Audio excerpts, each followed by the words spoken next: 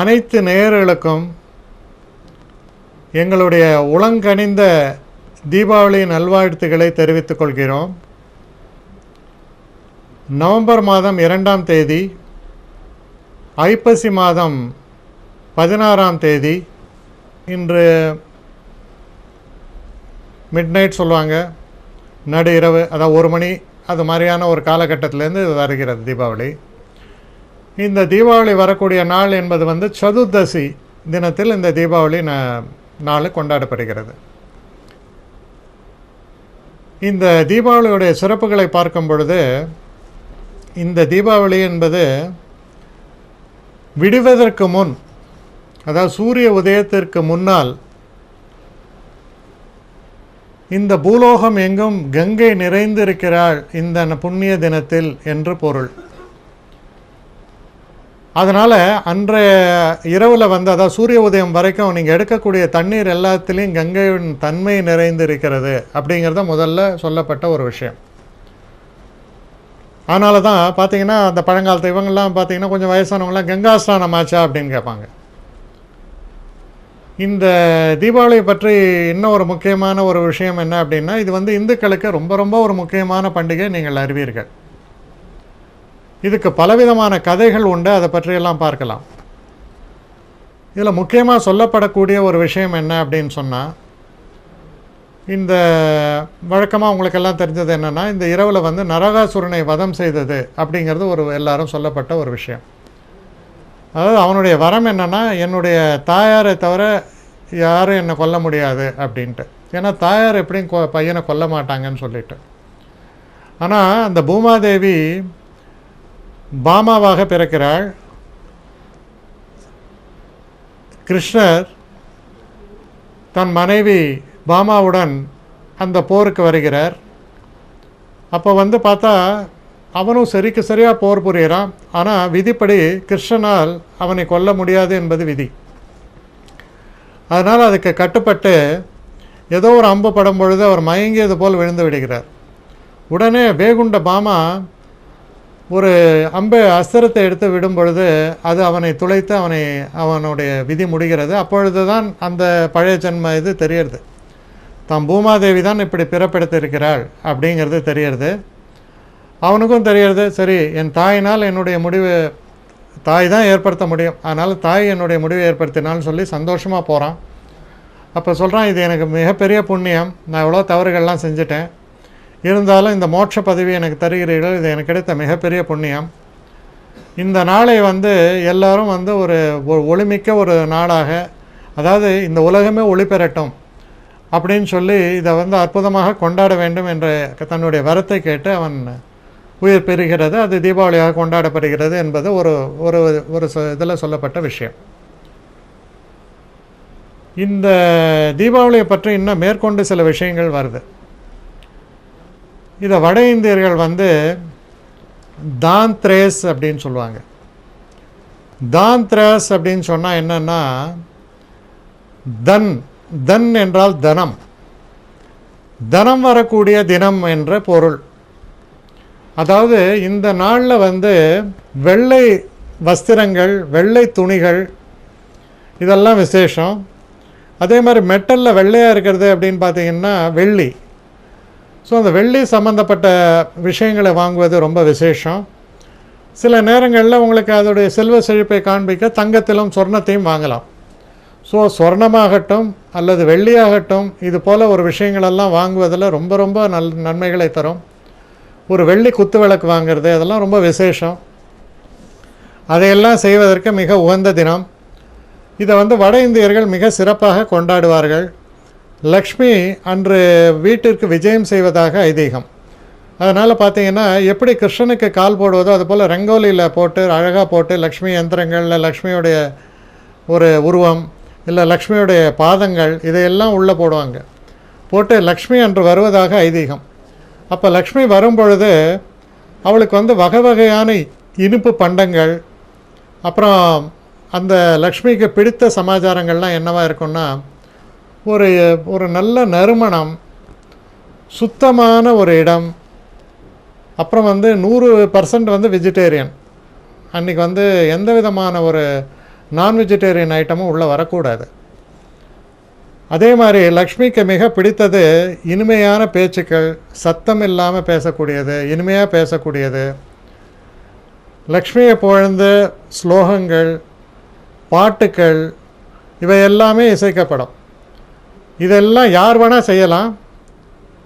அன்று லக்ஷ்மி உங்கள் வீட்டுக்கு வருகிறாள். இன்னொரு விஷயம் நான் குறிப்பாக உங்களுக்கு சொல்கிறேன், அதை மனசில் வச்சுங்க. அன்று இரவு முழுவதும் விளக்கெறிவது சிறப்பு.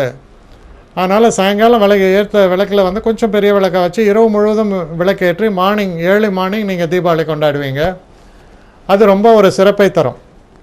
இப்போ நம்ம தென்னிந்திய முறைப்படி இந்த இதை கொண்டாடும் பொழுது அதில் வந்து என்ன அப்படின்னா, அவசியம் நீங்கள் எவ்வளோ வேணால் உடல் வலிமை மிக்கவராக இருக்கலாம். ஆனால் சாஸ்திரங்களில் சொல்லப்பட்ட விஷயம் என்னென்னா, அன்றைக்கி வெந்நீரில் தான் குளிக்கணும். அதாவது தண்ணீரை சூடு செஞ்சு அதில் தான் குளிக்கணும். வெந்நீரில் தான் குளிக்க வேண்டும். குளிர்ந்த நீரில் குளிக்கக்கூடாது என்பது விதி. இரண்டாவது விஷயம் என்ன அப்படின்னு சொன்னால், நல்லெண்ணெயை தலையில் தேய்ச்சிக்கணும். இந்த நல்லெண்ணெய் எப்படி செய்கிறது அப்படின்னு சொன்னால், அதுக்கு சில முறைகள் இருக்குது.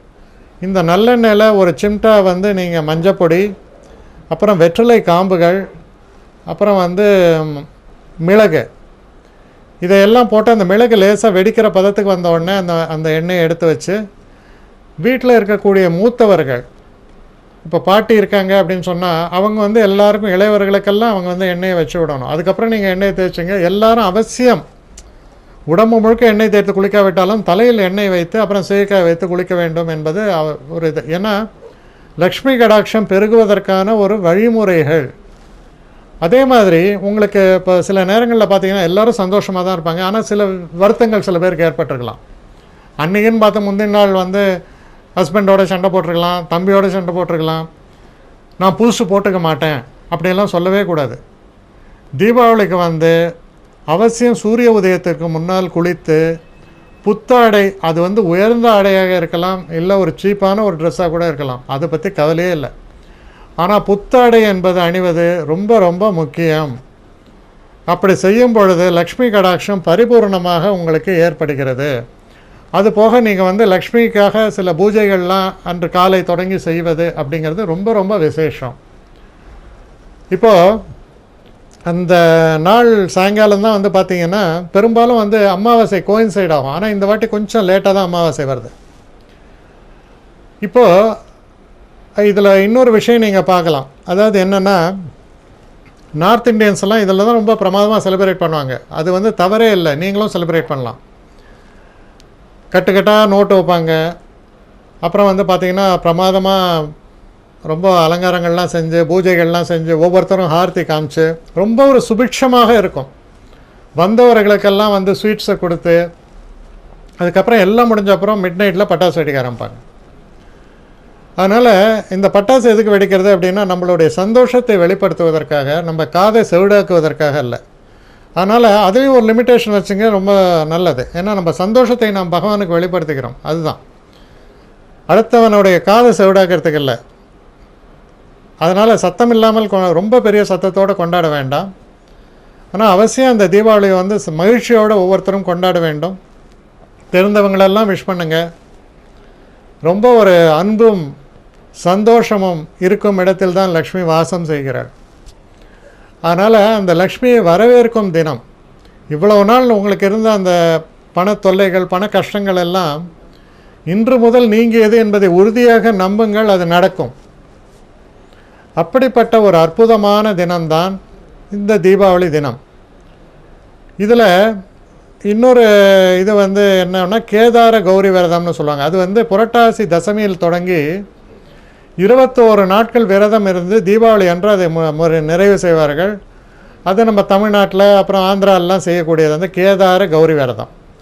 இந்த கேதார கௌரி விரதத்தில் 21 மஞ்சள் கயிறில் 21 முடிச்சு போட்டு அதை வைத்து பூஜித்து அதை வந்து கையில் கட்டிக்கிறது இல்லை கழுத்தில் கட்டிக்கிறது அதெல்லாம் செய்வாங்க. இதில் 21 வகையான பண்டங்கள் இதை வைத்து, எல்லாமே 21 கணக்கு. அந்த 21 வகையான பண்டங்களில் பழங்கள் எல்லாமே இன்க்ளூடட் வச்சுக்கலாம். வச்சு 21 வகையான நைவேத்தியங்களை நாம் அளிக்கிறோம். அது செல்வ விருத்தியை தரதுக்கு ஒரு அற்புதமான ஒரு விஷயம் அந்த கேதார கௌரி விரதம் என்பது. இப்போ பாருங்கள், நார்த் இண்டியன்ஸை பாருங்கள், இல்லை நம்ம இதை பாருங்கள், எல்லாத்துலேயும் பார்த்தீங்கன்னா நாம் தேவியை வரவேற்கிறோம், லக்ஷ்மியை வரவேற்கிறோம். இதுதான் இதில் வரக்கூடிய ஒரு சாராம்சம். இதில் இன்னொரு கதை வந்து என்ன இருக்குது அப்படின்னு பார்த்தோன்னா, பிரிங்கி முனிவர் என்று ஒருவர் இருந்தார். இந்த பிரிங்கி முனிவர் வண்டு ரூபத்தில்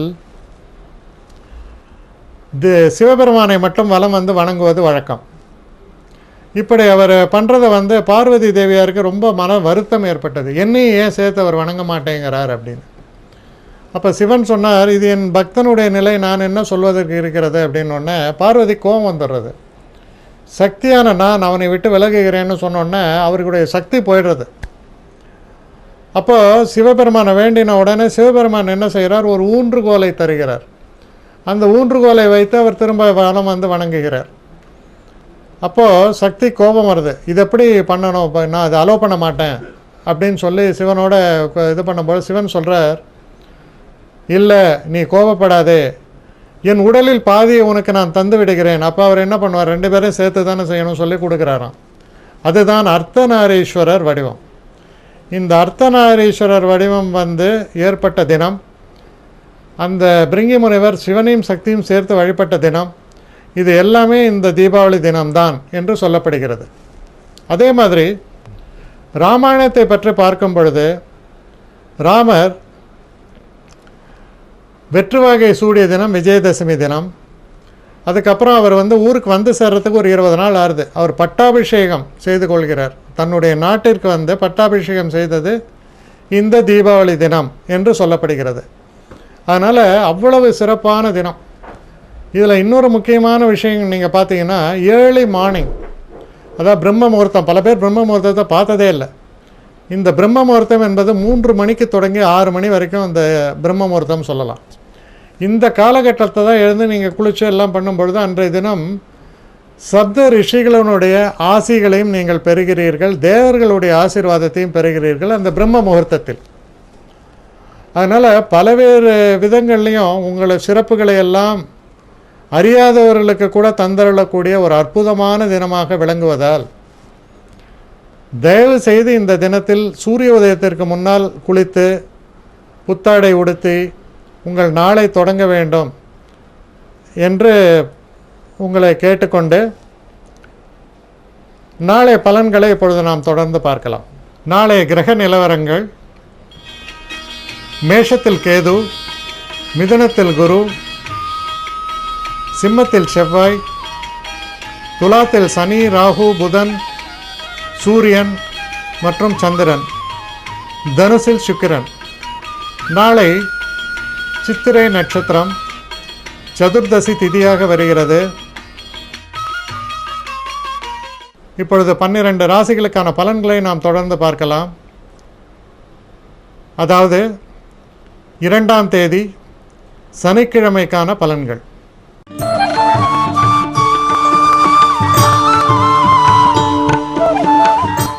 மேஷராசி நேயர்களை பொறுத்த வரைக்கும் மனசில் ஒரு நல்ல சந்தோஷம் இருக்கும். ஒரே ஒரு விஷயத்தில் நீங்கள் கவனமாக இருக்கணும். சில நேரங்களில் கொஞ்சம் முன்கோபம் ஏற்படும். அந்த முன்கோபத்தை மட்டும் நீங்கள் தவிர்த்து விடும் பட்சத்தில் அந்த தினம் வந்து உங்களுக்கு ஒரு அற்புதமான தினமாக அமையும். அந்த முன்கோபம் என்பதை மட்டும் தவிர்க்க வேண்டும். ரொம்ப ஒரு சந்தோஷத்தை தரக்கூடிய தினமாக இருக்கும். மனைவி மக்கள் ரொம்பவும் சந்தோஷமாக இருப்பாங்க. குடும்பம் ரொம்ப சந்தோஷமாக இருக்கும். அதில் நீங்கள் பெரிய அளவுக்கு மன நிறைவை பெறுவீர்கள்.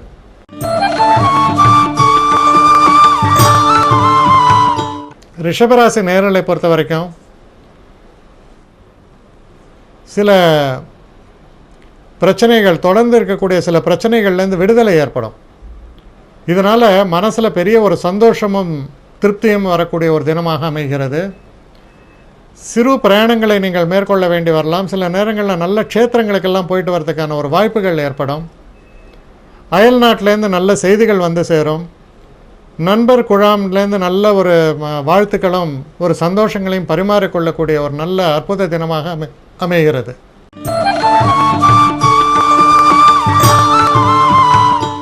மிதுனராசி நேயர்களை பொறுத்த வரைக்கும் சிறு சிறு பிரயாணங்களை மேற்கொள்ள வேண்டி வரலாம்.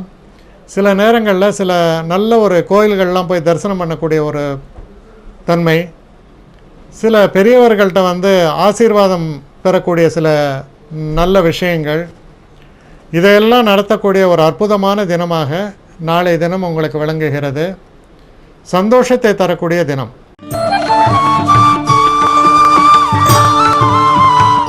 கடகராசி நேரலை பொறுத்த வரைக்கும் பணவரவு சிறப்பாக இருக்கும். எதிர்பாராத நல்ல ஒரு கிஃப்ட்டுன்னு சொல்லுவாங்க, அதெல்லாம் வந்து சேரும் உங்களுக்கு. உங்களுடைய பேச்சுக்கள்லேயும் ஒரு இனிமை இருக்கும். குடும்பத்தில் வந்து ஒரு சந்தோஷமான ஒரு சூழ்நிலை என்பது ரொம்ப அற்புதமாக நிலவும். சில நேரங்களில் செலவுகள் இருந்தாலும் அது சுப செலவுகளாக அமையும். மன நிறைவை தரக்கூடிய தினமாக இருக்கிறது.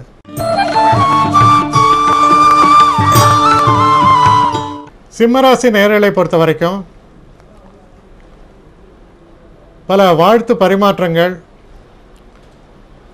நல்ல செய்திகள் வந்து சேர்வது, சிறு பிரயாணங்களை மேற்கொள்வது போன்ற விஷயங்கள்லாம் இருக்கும். ஆரோக்கியம் வந்து சிறப்பாக இருக்கும்.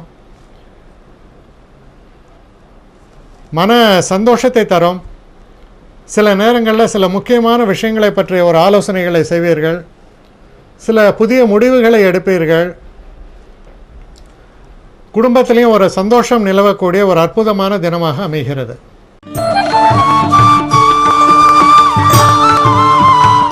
கன்னிராசி நேயர்களை பொறுத்த வரைக்கும்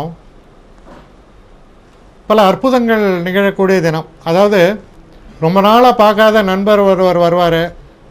குடும்பத்தில் பார்த்திங்கன்னா ரொம்ப ஒரு குதூகலமாக இருக்கும். ரொம்ப ஒரு விழா கோலம் என்பதை வந்து உண்மையில் அனுபவிக்கக்கூடிய அளவில் அவ்வளோ சிறப்பான ஒரு தன்மைகள்லாம் இருக்கும். உங்களுடைய மன நிறைவு இருக்கும். நல்ல ஒரு புத்தாடையோ இல்லை ஒரு நகைகளோ இதெல்லாம் மன நிறைவை தரும். மறக்க முடியாத சில நல்ல நிகழ்வுகள் நடக்கும். ரொம்ப பெரிய அளவுக்கு ஒரு மன சந்தோஷத்தை தரக்கூடிய தினமாக அமைகிறது.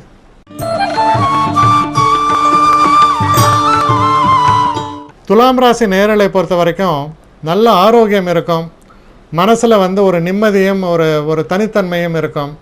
சில சுப நிகழ்வுகளை பற்றி சில பேச்சுவார்த்தைகள் நடப்பதற்கான சாத்தியக்கூறுகள் உண்டு. நண்பர்கள் ரொம்ப ஆதரவாக இருப்பாங்க. சில திருமணம் போன்ற சில சுப நிகழ்ச்சிகளை பற்றியோ இல்லை அது மாதிரியான ஒரு நல்ல செய்திகளோ வந்து சேருவதற்கான ஒரு சாத்தியக்கூறுகள், ஒரு ஒரு ஒரு ஒரு சந்தோஷம் தரக்கூடிய ஒரு அற்புதமான ஒரு சூழல், இதையெல்லாம் அனுபவிக்கக்கூடிய ஒரு சிறப்பான தினமாக நாளை தினம் விளங்குகிறது.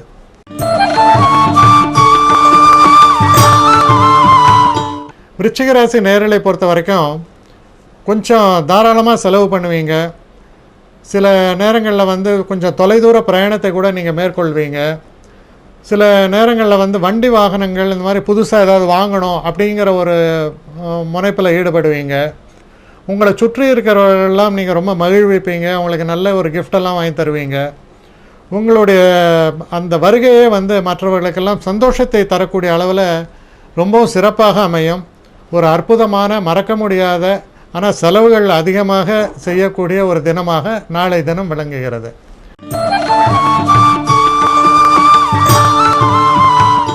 தனுசு ராசி நேயர்களை பொறுத்த வரைக்கும் உங்களுடைய நண்பர்களால் பெரிய சந்தோஷம், சில பெருத்த லாபங்கள்லாம் வரக்கூடிய சில நிகழ்வுகள், குடும்பத்தில் வந்து ரொம்ப ஒரு சந்தோஷம், நல்ல ஒரு கிஃப்ட் ஐட்டம்ஸ் எல்லாம் வருது. அதே மாதிரி வந்து நல்ல ஒரு பணவரவை வந்து அதிகப்படுத்தக்கூடிய அளவில் நல்ல நிகழ்வுகள், நல்ல செய்திகள் வந்து சேர்வது, நண்பர்கள் ரொம்ப ஆதரவாக இருப்பது, நமக்கு முன்பின் தெரியாதவர்கள் கூட நமக்கு நன்மைகளை எல்லாம் செய்வது, அது போன்ற மொத்தமாக பார்த்தா அவ்வளோ சந்தோஷத்தையும் நல்ல லாபத்தையும் தரக்கூடிய ஒரு பிரமாதமான ஒரு நாளாக நாளைய தினம் உங்களுக்கு விளங்குகிறது.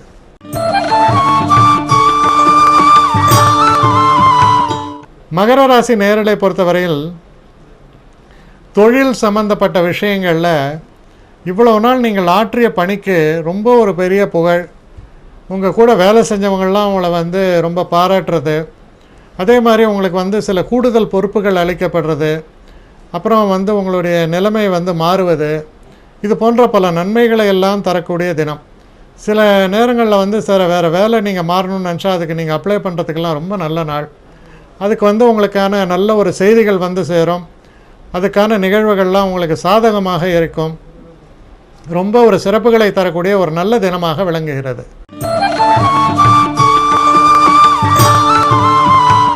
கும்பராசி நேயர்களை பொறுத்த வரைக்கும் பெரியவர்களுடைய ஆசீர்வாதத்தை பெறக்கூடிய தினமாக இருக்கிறது. பல சந்தோஷங்களை தரக்கூடிய தினமாக இருக்கிறது. அயல் நாட்டிலேருந்து நல்ல செய்திகள் வரும். நீங்கள் அயல் நாட்டில் இருக்கும் பொழுது நம்ம சொந்த நாட்டுக்கு வரத்துக்கு இல்லை சொந்த ஊருக்கு போகிறதுக்கு அந்த மாதிரி வந்து சேர்ந்து எல்லாரையும் பார்க்கக்கூடிய வாய்ப்புகள், அதே போல் உங்கள் உற்றார் உறவினர்கள்லாம் வந்து உங்களை பார்க்கக்கூடிய வாய்ப்புகள், இதெல்லாம் மன நிறைவையும் சந்தோஷத்தையும், ஏதோ நம்ம இந்த உலகத்திலேருந்து வெளியில் ஒரு ரம்மியமான இடத்தில் வசிப்பது போன்ற ஒரு சந்தோஷத்தையும் தரக்கூடிய ஒரு அற்புதமான தினமாக விளங்குகிறது. உடலில் ஏதாவது பிரச்சனைகள் இருந்தால் கூட அந்த வியாதியெல்லாம் அகன்று ரொம்ப ஒரு பிரைட்டாக, ரொம்ப ஒரு சந்தோஷத்தை பெறக்கூடிய அளவில் சிறப்பான ஒரு தினமாக நாளைய தினம் உங்களுக்கு விளங்குகிறது.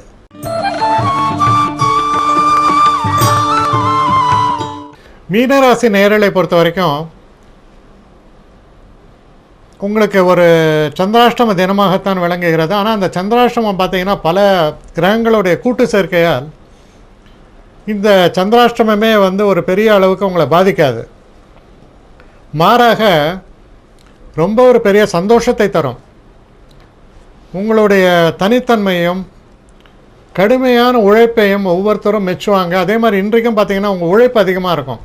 நிறையா சர்வீஸ் பண்ணுவீங்க, கொஞ்சம் கடுமையாக உழைப்பீங்க, அதெல்லாம் இருக்கும். அதெல்லாம் இருந்தாலும் கூட பெரிய அளவு ஒரு ஆத்ம திருப்தின்னு சொல்லுவாங்க, அது மாதிரி ஒரு ஆத்ம திருப்தியும் சந்தோஷத்தையும் தரக்கூடிய ஒரு அற்புதமான தினமாக நாளைய தினம் விளங்குவதால் எல்லா வகையிலும் உங்களுக்கு வந்து ரொம்ப ஒரு சந்தோஷத்தை நிறைத்து தரக்கூடிய ஒரு நல்ல தினமாக நாளைய தினம் விளங்குகிறது. அனைத்து நேயர்களுக்கும் உலங்கணிந்த தீபாவளி வாழ்த்துக்களை மீண்டும் தெரிவித்துக்கொண்டு மீண்டும் நாளைய பலன்கள் நிகழ்ச்சியை உங்களை சந்திக்கிறேன். வணக்கம். ஸ்ரீரங்கம் ரவி.